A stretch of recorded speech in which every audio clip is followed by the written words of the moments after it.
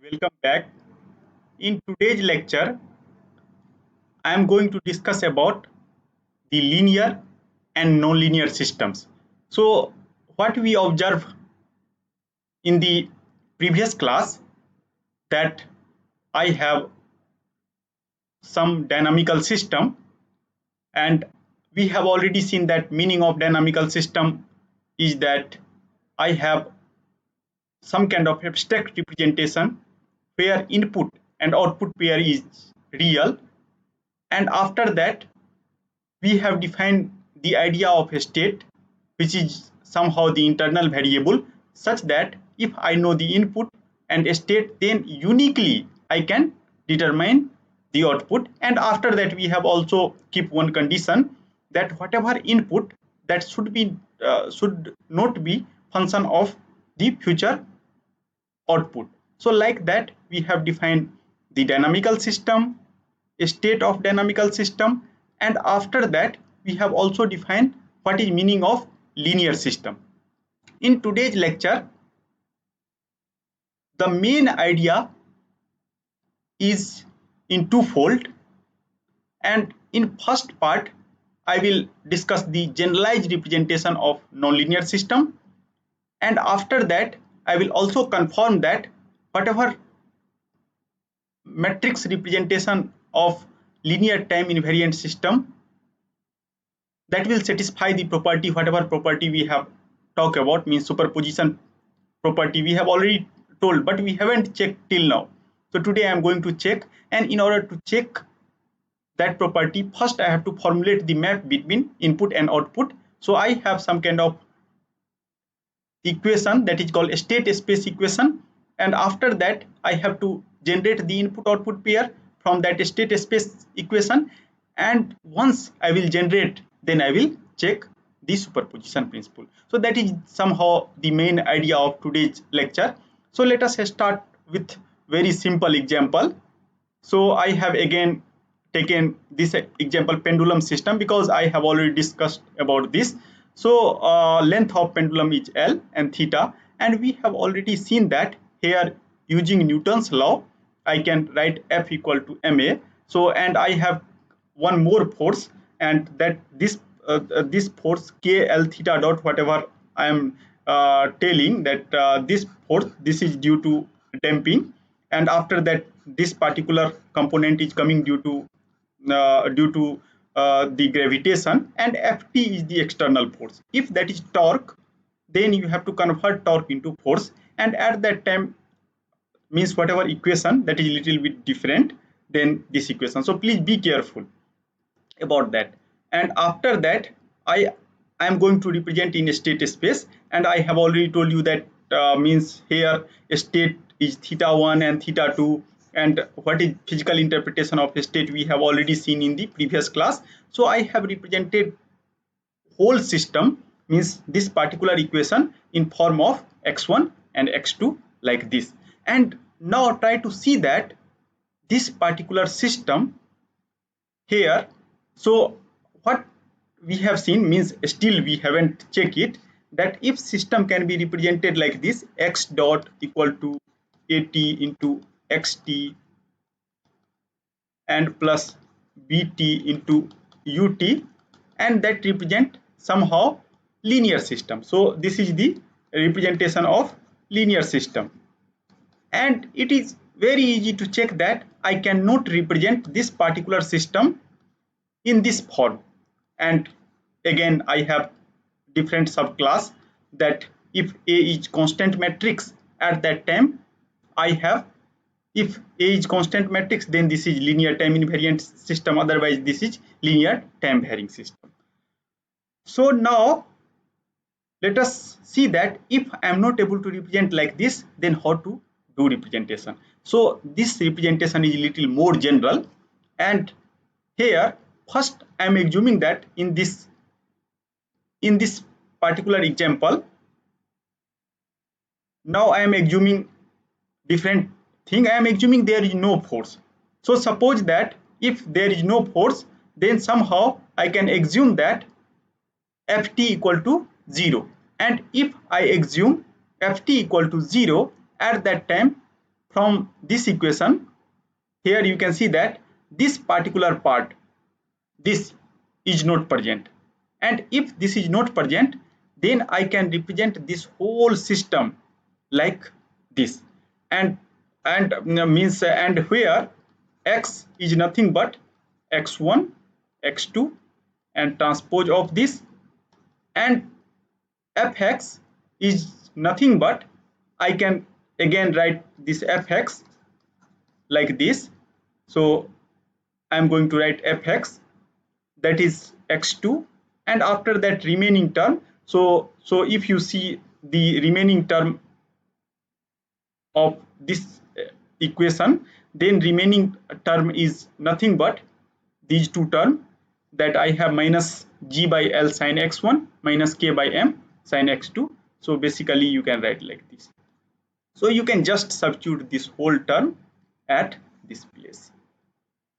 And in this way, I am writing that this whole nonlinear system can be written like this. And this is basically generalization. Here in this particular example, value of n is 2.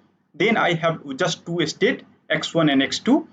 And x0, I am assuming that I know the initial condition, and means that is nothing but the state. Then only I can talk about the unique output. So I know the input, I know the internal variable, then I can talk about the output. And here you become careful again. Here you can see that here function x belongs to Rn, means I have told generalization, but for this particular example, x belongs to R2. So here mapping from R2 to R2. So this particular example. So if you interpret, now try to interpret the system. So what I am telling that pendulum system, and in order to see the response between input and output, what I am telling that this whole system is represented like black box system, and that is nothing but some kind of function which going to act on the x, and after that they are going to produce the rate of change of that. Now if you interpret in some other way, that I am going to interpret like this, means I have to find the solution of this, and obviously fx is not simple, then but I can write solution like this: xt equal to xt0, initial condition I am knowing, and after that t0 to t, and this is nothing but f x tau into d tau. So like that, now you can see that I am somehow providing x t0, and this integral is internally calculated here, and after that I am getting xt, and here xt0 means whatever input for autonomous system. For autonomous system, we are assuming that initial condition is only input, or in another way you can interpret like this, that no input is present here, only a state variable, that is xt0, means internal variable that is going to create the output of the system, and basically this state variable is represented by the column vector, and here in that pendulum system this belongs to R2, but in generalized case this belongs to Rn. And after that means, so somehow this is a state variable, so input is not present. So whatever response in autonomous case, that is only due to internal state. So, and you can interpret like this: you have, suppose you have some capacitor, and you have charge across the capacitor, and if you connect that with some resistor, then automatically current start generating. There is no need of any voltage source. So somehow that kind of system is called autonomous system. And here you can see that this side means input side is basically the column vector, but output side I have some kind of function, and each function means as time is changing, this variable is changing. So again, for every time this creates some kind of numbers only, but this number is changing with respect to time. And this space means space, why I am telling a space, because we have more than one variable, and this space is called the space of function or functions space. This is called, here initial condition is just a number, I have already told you that, so that is called the column vectors. And you all, I hope that you all are well aware that how to define the column vector. Now let us try to come up with second class of system. I have already told you that this class of system is called force system. So if you allow forcing function also, then system, generalized system. Now I hope that you are able to understand the structure. And here you can see that I am assuming that x belongs to Rn for generalization, but this example, for pendulum example, this belongs to, here for pendulum x belongs to R2, and ut is the forcing function that belongs to R, because I have only one forcing function. And if you see this map, so this means we have to write like function, and actually this map is called ordered map. Ordered map means first I am taking x, and after that u, and after that generating this. And you already know that this notation in set theory is called Cartesian product. So Cartesian product means you have two set, and after that using that two set, basically using this I'm going to create some kind of, means if you give this input, then that is going to generate some output, and if you maintain the uniqueness of output, then that become function. If you not means make uniqueness of input, then that is relation. So that is, and I have already told you that since I always required the unique output, due to that reason this is function. So this representation is called Cartesian product.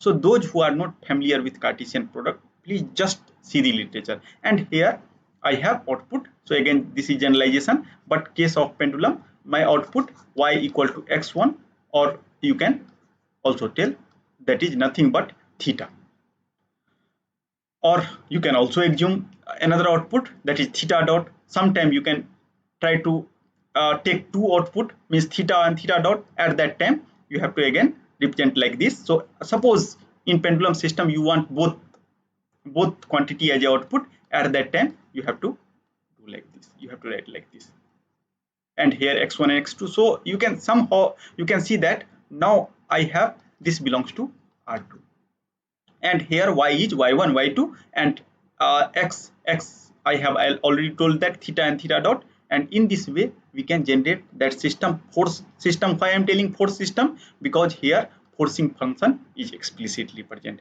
And again, now if you interpret using this block diagram representation, then we are telling, okay, I have some system, and now I have two vector.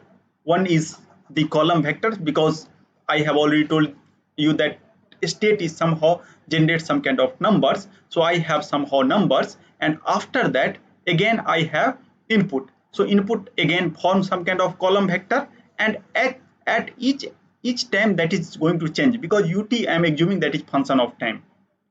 So that is either function of time, function of state, we will see this point. And after that we have output. So somehow this represent the dynamical system. But in that means actually somehow state is internal variable, but one can represent outside of this block also. So somehow I am telling that whatever internal variable that we are telling state, that I have shifted here. And here if you can see that if I have this input and output, there are infinite possibility between input and output. If you again x0, if you shift here, and I have already told you that due to that reason I have infinite many way to realize the internal variable or state. And in previous class I have given one example for that, means at least two way I have show you that how to represent the state variable. So somehow if I have just input and output map, then it is possible to show that we can generate this map in infinite many way. Or if means, and if system is linear, then you can see that all maps are linear, means that will satisfy the property of linearity or superposition, you can tell. So whatever map I am going to create, that satisfy that property. So I have infinite many map, and in case of linear system, that is linear map, in case of nonlinear system, that is not necessarily a linear. I will tell you why I am telling not necessarily a linear. So somehow I can tell that whatever black box inside this system, that is a space of map now. That is not a single map, because internal realization is based on our choice. Just I have to maintain the property of a state, whatever way I have defined the state variable, and after that I have to become careful that input and output should be real, and input should not depend on the future value of the output. So just we have to be careful about this point. So in this way, if input output is given to me, then in finite way I can create the relation between input and output. And this slide I have just added just in order to, again, for repetition, I have already told you that any system, now system means somehow I am talking about the internal quantity. So I have input and output, and after that in input and output I know the input and output. So internal map is needed, that is a state. So somehow a system means I have input, output and internal variable.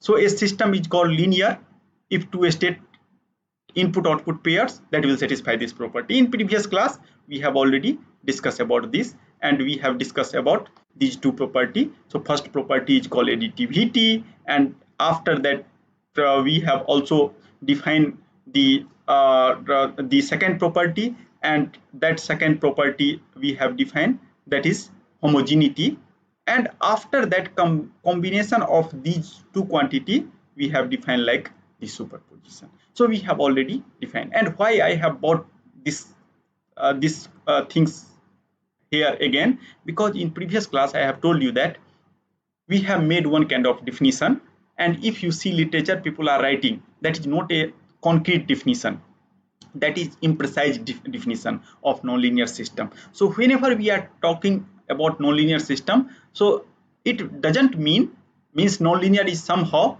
the adjective. So basically nonlinear means not necessarily a linear. It means that we are not talking about not linear, we are talking about not necessarily linear. It means that linear system is also included. So whenever we are talking about nonlinear system, we are just talking about broad class where linear system is also included. So due to that reason, we are not going to tell that kind of definition that a system is means nonlinear when that is not a linear, because you can see that whatever theory we are going to develop for nonlinear system, means for nonlinear system we have some one more course, and there it is possible to show that whatever theory you are going to develop, that is equally valid for linear system also. Due to that reason, this definition is more appropriate and more correct. Now if you see one map, because I have already told you that somehow whenever we have some kind of map, so we are defining that as a linear and non-linear. So just you have to check the property of the linearity. You can see means that is some or superposition principle, whatever you can interpret, and it is possible to show that if you have map like this, T represent the map, so this is not a linear map, because this is norm somehow. So norm, I will tell you how to define the norm of some vector. For time being, you can just assume that that is distance from the origin. So you have, if you have vector like v1, v2, v3, so v1, v2 or v3, then I can define mod v for time being. But there is several way to define this quantity. So I have v1 square plus v2 square and v3 square. So in this way I am defining, and it is very easy to check that this property will not satisfy. We have to see that this property or satisfy or not. Some case it is satisfied, some case it may not be satisfied, and due to that reason we are telling that this, if I have input and output map or length, if this is also called somehow length, because length is always positive, so that is not a linear, means a linear map you can tell, because I am establishing between linear means the linear and non-linear. Again you try to see that even if you just remove u0, then this map from here to here that become linear, because that will satisfy both property. But if you add some kind of constant, then that is not a linear, because again it is possible to check that superposition principle will not satisfy. So even this looks like linear, but that is not a linear, because so it means that if any linear map between input and output is shifted by some constant quantity u0, then that is not satisfy the property of linearity. And this map has some special name, because it is possible to show that this map can be converted again into linear map. And so this has a special name, and this is called a fin. And this is very important when you will learn nonlinear system. So at that time we have a special class of system that will have this kind of property, and that is called a fin in control system. So due to that reason I have brought this quantity here.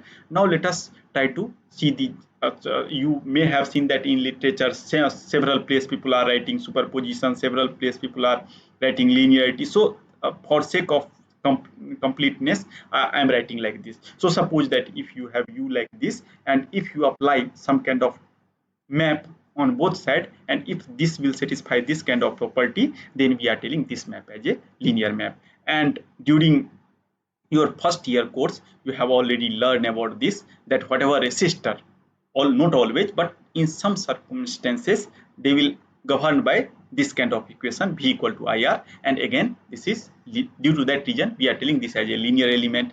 Again it is possible to check that this capacitor, whatever capacitor I have written here, this will also satisfy the linear map. And after that inductor is also a linear map. Now what you can do, you can interconnect these three quantity in any way, and finally they will represent the linear map. Now let us try to see some element from mechanical engineering. So mechanical engineering, if you can see that in some case, if that will depend on the property of this particular physical element, and this physical element basically that is called a spring. So if a spring sometimes satisfy this kind of property, sometime that will satisfy this kind of property. So if input output means x is somehow the input, and force generated due to this, and k1 k2 k3 is coming from the property, that is property of the spring, and here this relation is no longer a linear. So if you see similarly a damper system, so damper system, if relation is governed like this, then this is linear damper. In some case you may observe that that will also satisfy this kind of property, f equal to b x dot cube, something like this. So or in some case this damper may satisfy this kind of property, bx mod x. In both case that represent a nonlinear spring, means nonlinear damper. So in this way I have, means based on the property of the element, I have linear element, means that will satisfy linearity property. Some cases it will not satisfy the linearity property. And I have already told you that again, if we have linear element, then their interconnection is also a linear, means linear, that will satisfy the property of linearity. So and we have already learned a lot about linear network. And if you remember, some of you might have attended the first year lectures. So at that time we have given one very good example, that what is beauty of linearity. So if something is linear, then beauty is that one can extract the exact information from the false information also. And I am going to repeat this example due to sake of completion, just sake of completion. And here means this example is very simple, but I like this example very much, because in this way people are able to understand that what is beauty of the linearity. So what I am telling that, okay, suppose that I have this circuit, and this circuit I have resistor, so interconnection of resistor, and here I have current source. And actually what happens that I do not know actual value of I0 here, but I know the value of resistor everywhere, and if I have current source, so now I assume that because I know that all resistors are linear element, and I'm assuming that Ohm's law, all are governed by the Ohm's law, means the voltage and current relationship is governed by the Ohm's law. After that, it is possible to show that if I will do some kind of false assumption here, then it is possible to again calculate the exact value or correct information of I0. So suppose for time being, assume I0 equal to 1 ampere. So if you assume I0 equal to 1 ampere, so now you can see that I can from here again come to here. So V1 is nothing but I have 3 plus 5, and I have already assumed this particular current as a 1 ampere.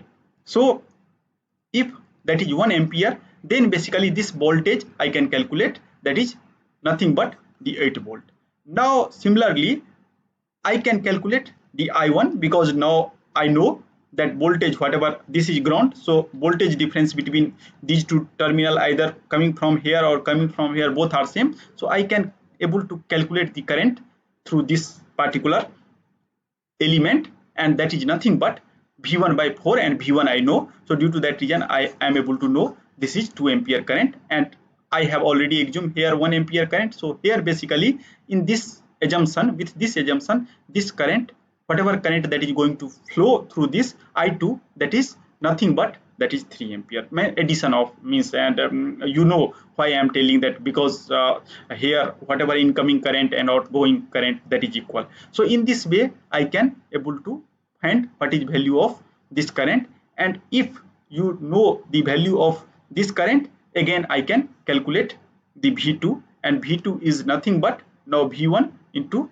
2I1. So and V1 into 2I2, because I know the I2. So in that way I can able to, because I know the voltage difference between this and this point, and after that I know the current. Due to that reason I can able to calculate the value of V2, and once I will calculate the value of V2, then I can again calculate the I3 and I4.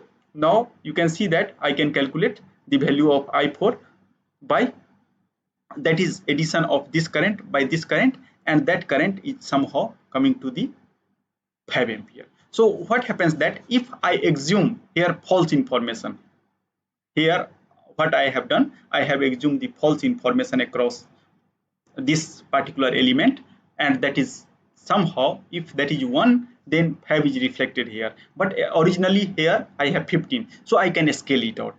So 5 multiplied, so 3 times I have to scale out, and due to that reason I am telling that I0 is nothing but 3 ampere. So in this way, if you something is linear, then things become more simple, and using incorrect information you are able to find correct information. So this is not true for just electrical system. Now you can create any mechanical system also.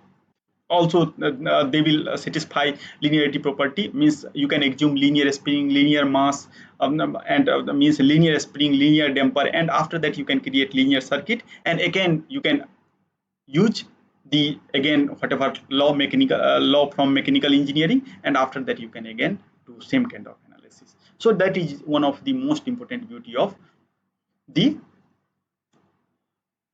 means linear system. That is the most important application of the linearity. Now let us come to the one of the most important thing, that because in this course most of time I am going to talk about the linear system, but what I have found that lot of system, simple system, because I have taken the example of damper, example of a spring, all represents the somehow nonlinear system, or map between input and output is governed by some kind of nonlinear function. So now another question comes here, that is it possible to approximate nonlinear map by some kind of linear one or not? So what I am telling, that generalization is that I have two different kind of things. I have input output map, some map is linear. So if map is linear, then things become very simple, because I can apply the linearity. Some case this will not satisfy, at that time we need some kind of separate analysis. Another way, is it possible to convert or somehow see nonlinear map using some kind of linear scale or not. So that is the idea of linear approximation. And today, in order to apply the linearity or something, I have already told you that I have represented system, and I have represented system linear system by x dot equal to ax plus bu, but still I haven't checked that that will satisfy the property of superposition or not. So first I will check, and in next class I will going to talk about the linearization, how to do linearization. So here what I am going to do, first I will again going to summarize. That means if I have linear system, so at that time linear system, this map fx is denoted by ax, and I will tell you that why. If I denote a linear map by x dot equal to ax, then why that will satisfy the superposition principle. So we have to check this. And again, representation remains the same. X belongs to Rn. A is now matrix, and I am assuming that this is n cross n, and all entry of this matrix is real. For time being, you can assume that linear time invariant system means matrix AT is not function of the time. Similarly, C is not function of the time. And in order to represent some other class of system, that is called non-autonomous system. So you can see that if control will not come into picture, and at that time if this matrix is function of time, that class of system is called non-autonomous system. So I will deal the solution of this class also in this course. And after that, now you can see that if I have some kind of force system, so force linear system, I have already told you that that can be represented like this, and here this is the state space representation, and a relation between input and output can be represented like this. So now generalization of this I can write like this. And again, now you are very much comfortable that what is meaning of x. Rn means I am telling that if x has n number of state, so all state is real, because in order to define dynamical system I have already assumed that input and output both are real. Due to that reason I am telling. Now let us try to see that. Means if I define the system like x dot equal to ax plus bu, and after that if I know the initial condition and I know y equal to cx, then that will satisfy the property of superposition or not. So what happens if you see very much carefully to this particular equation? So I have one differential equation, but second one is the algebraic equation. So y equal to cx plus dx. So this is governed by some rate of change, but here rate of change is not involved. So if I solve this x and substitute here, then I can able to generate one kind of algebraic equation between output, internal variable, and input. So first I have to know that how to solve this equation. And again there is two different methodology to solve something. First you can guess the solution, and after that you can check that that will satisfy or not. Another way, you can go in systematic way. So here I have used the first way. First I have retained some solution, and after that I am going to check that this solution is works for that particular system x dot equal to ax or not. So, and I will tell you that why I have selected this particular solution in the next. Once I will check that this is the solution for x dot equal to ax plus bu or not. So what I am telling that in this particular solution, you can see that if I know the initial condition xt0, if I know the ut and b, means that is called the input matrix, if I know the state matrix, then uniquely I can able to define this xt. Now, and here if you see xt is now some kind of function. So somehow whatever state space we are telling, that is nothing but some kind of functional space, again means where all function is going to lie. So now in order to check this that this is solution or not, so I have to take differentiation on the both hand side. So in order to check the differentiation of this, now I have to talk about the differentiation under the integral, and I hope that during 10 plus 2 all of you are well aware how to differentiate under integral sign. So I have this kind of relation and I am going to take differentiation on the both hand side, and here I have collected the formula, and here what I am telling, suppose that this is function of x, this is function of x, and here I have two different quantities, that is function of t and x. So, and if you are going to take the differentiation d by dx with respect to x, then first you have to substitute bx here in place of this variable is t, and after that db by dx. Similarly, you have to substitute the lower limit, and after that one more terms comes into picture, because now you can see that this particular quantity is function of x also. Due to that reason, this, and means during 10 plus 2 it might possible you haven't included this term, but here and at that time this internal variable is just function of t, that is not function of x, but here that is function. So due to that reason generalized formula comes into picture, and here assumption you can see that I am assuming that all are the differentiable function. So this, under this assumption I am writing. Now one more quantity is important, that if you have some kind of a scalar exponential function, so differentiation of a scalar exponential function is given like this. And after that, now if you have matrix, some kind of matrix, then I can again represent using series form, and again if I will take the differentiation on both sides, then it is possible to show that this relation will hold. And if you believe on this particular manipulation, then now you can take the differentiation both sides with respect to time, because somehow I have to generate original equation, and if we are able to generate, then we can tell that that is the solution of that x dot equal to ax plus bu. And here if you do that, then now you can see that after differentiating it, I will get this kind of quantity.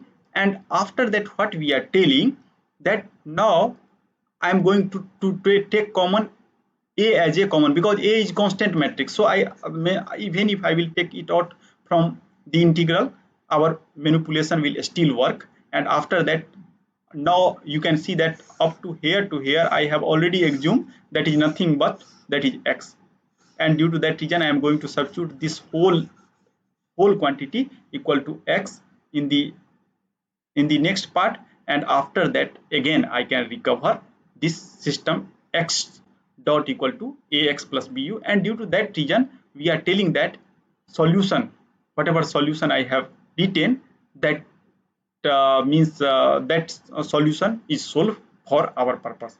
And now let us come that how basically we have guessed this solution. So so it might possible during 10 plus 2 you have seen that one of the very famous equation, and that equation is looks like this. So I am going to write that particular equation, and actually that particular equation is something like x dot. So I am going to write here means x dot, and means I think that x dot, you know that what is meaning of x dot here. So x dot is dx by dt here. So basically, but during the 10 plus 2 you may have means learned in some other form that dy by dx plus px into y equal to qx, and then how to solve it. And at that time you may have seen that we are first calculating the exponent, and after that if you calculate the exponent, then again we are able to solve that kind of equation. And due to that reason we have guessed that kind of solution. So basically we are telling that this is dx by dt, and suppose I have equation like dx by dt, and after that plus pt into x and equal to qt. And you already know that how to solve this by taking some kind of exponent e power, and after that you are taking a, and whatever pt, the pt means here whatever pt that is going to come, you are taking like a pt p tau you can tell, and d tau, and after that you are integrating it from t0 to t, and after that means again you are solving. So similar way we have guessed this, and once we understood that how to solve this equation, then after getting the solution I can go for the next step. And next step I'm going to talk about the output, and we know how to calculate the output of this. So in order to calculate the output of this, now just we have to put inside that expression, and now after putting that in this expression I'm going to generate this kind of quantity. And here you can see that again I have input x0 means ut, and I have the state, and after that I can generate the output. So in this way I can able to calculate the input output map. And now what I have to check that this will satisfy means now we are able to establish the relation between yt and ut. So now we have to check, and I have a state pair also. So I have input output and a state pair, so I am going to check everything by putting inside the definition. So let us see that what basically we are telling, that if I have this kind of means directly I am going to use the superposition. So I have a scaled means my state variable by alpha 1 and alpha 2.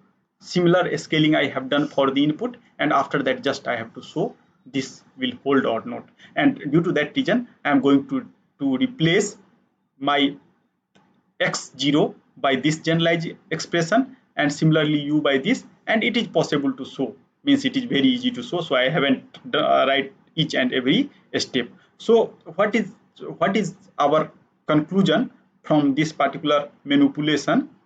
I'm going to conclude this particular representation, that generalized representation of force linear system, because we have already seen that that will satisfy the linearity property or superposition principle, that is represented by ax dot equal to ax plus bu. So now it means that if I have physical system, in it might possible in best case whatever map between input and output, that will satisfy the superposition principle. But most of the case this will not work. Actually map between input and output will not satisfy the linearity property or superposition property. But now we are talking about the global means we are telling that in a whole set of input and output that will not satisfy. Now question is that is it possible to somehow approximate the nonlinear map such that it will satisfy the homogeneity means homogeneity property, or you can superposition property and additivity property or linearity property. So that is the motive of the next lecture, and that is nothing but that is called linearization method. So basically linearization method, if you see the linearization method, then I have map between input and output that is represented like this. Now we are going to approximate this family of map by around some kind of interval using the notion of the Taylor series. So now I am going to conclude this lecture. So what we have found in this lecture, that I have two classes of system. One class of system satisfy the superposition principle, another class of system may not satisfy the superposition principle. But I cannot tell that class as a nonlinear, because whatever theory I am going to develop for nonlinear, that is equally valid for linear. Due to that reason we are telling that nonlinear system is those class of system which is not necessarily a linear. And after that what we have checked, that if system is linear and time invariant, then I can represent using the some kind of space. So a space of function, a space of the matrix, because matrix is also involved, and a space of column vector. So whenever we have linear system, then three spaces that comes together, where one space is called column space, another space is called function space, and third space is called matrix space. Means in the next part of this course we are going to visualize all kind of space. So with this remark I am going to end the today's lecture. So thank you very much.